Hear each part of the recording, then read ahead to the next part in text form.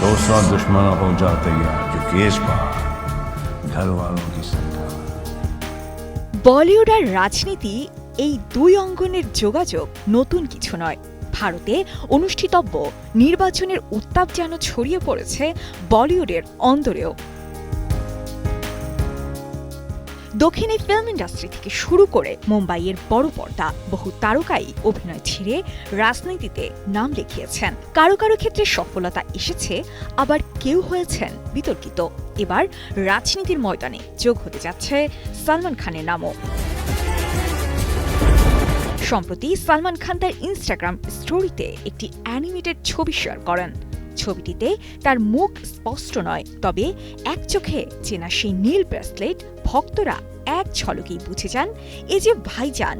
ছবিতে তাকে দেখা যাচ্ছে রাজনীতিবিদদের মতোই পোজ দিতে, হাত জোর করে দাঁড়িয়ে, আর সঙ্গে ক্যাপশনে লেখা দেখা হবে নতুন ময়দানে।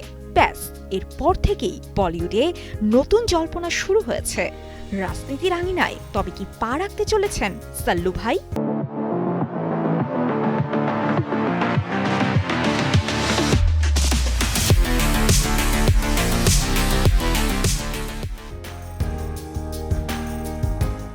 রহস্যময় এই পোস্টের পর চমকে গেছেন তার কোটি কোটি ভক্ত।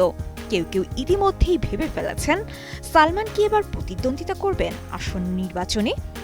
কেউ আবার খুঁজে ফিরছেন তার পুরনো সাক্ষাৎকার, রাজনৈতিক মতামত বা সম্ভাব্য সংযুক্তি। তবে এখানেই রয়েছে পুরো ঘটনার টুইস্ট।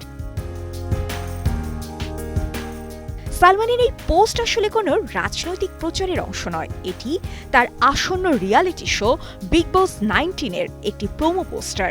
সম্প্রতি জিও হটস্টার তাদের ইনস্টাগ্রাম পেজে প্রকাশ করেছে বিগ বস 19-এর প্রথম টিজার, যেখানে দেখা যায় ভাইজান একেবারে সেই একই পোশাকেই উপস্থিত যেমনটি ছিল ইনস্টাগ্রাম পোস্টে।